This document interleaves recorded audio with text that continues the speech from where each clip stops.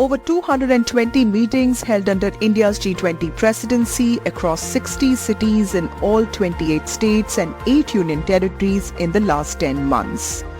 This is probably India's biggest exercise, not just in showcasing its brand, but also getting its small towns to shine. The host cities and towns were specifically urged by Prime Minister Narendra Modi to show the foreign delegates a glimpse of India's diverse culture, tradition, cuisine and languages.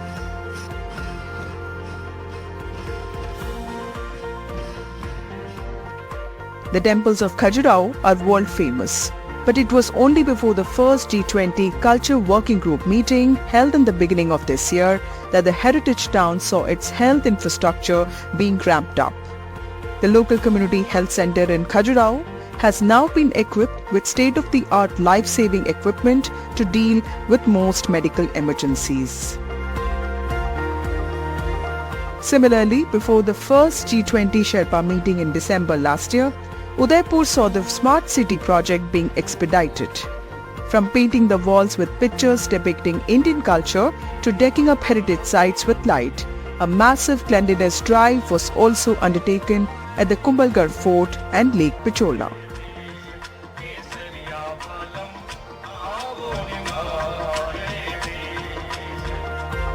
And months before the Tourism Working Group meeting in the ancient Harappan city of Dholavira, a long pending 32-kilometer stretch of National Highway in Kutch was fast-tracked in March. Officials were asked to complete the highway project in time so that the G20 delegates had a smooth travel and stay. Even in the Prime Minister's own constituency of Varanasi, beautification activity was in full swing, and a committee was formed specifically for the maintenance of ghats. There was strong emphasis on creating spaces for music and cultural events. The east of India was covered too significantly. The iconic Darjeeling Mall was transformed to the mall of yesteryears, complete with flower pots and painted railings. In April, just before the second meeting of the Tourism Working Group, Ghum railway station of the Darjeeling Himalayan Railway received a facelift. The UNESCO-certified toy train has been a big attraction, but it was falling short of upgraded facilities. Ghum is also the highest railway station in India, situated at an altitude of 2,258 meters.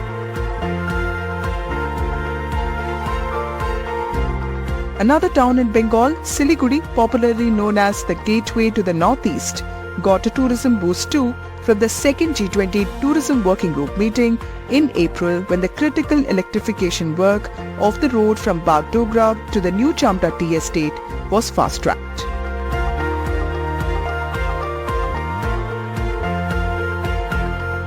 But the most awaited G20 meeting was in Srinagar, and this is where the government wanted to give a message of normalcy in the valley to the world.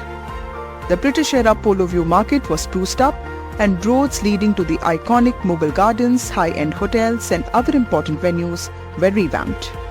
The UT government actually executed a Rs 7.5 crore makeover of the Sher-e-Kashmir International Convention Centre, the venue for the G20 meet, and Rs 3,000 crore Smart City project was also fast-tracked.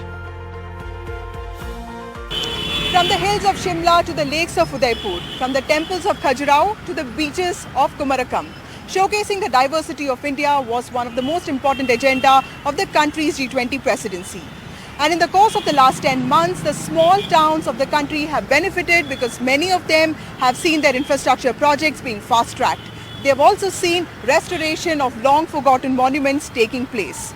This participation of India's small towns in a global event like India's G20 presidency, and also their projection as important centers of economy and culture, is perhaps the most enthralling aspect of India's G20 presidency. With camera person Sudesh, this is Vasudha Venugopal for NDTV.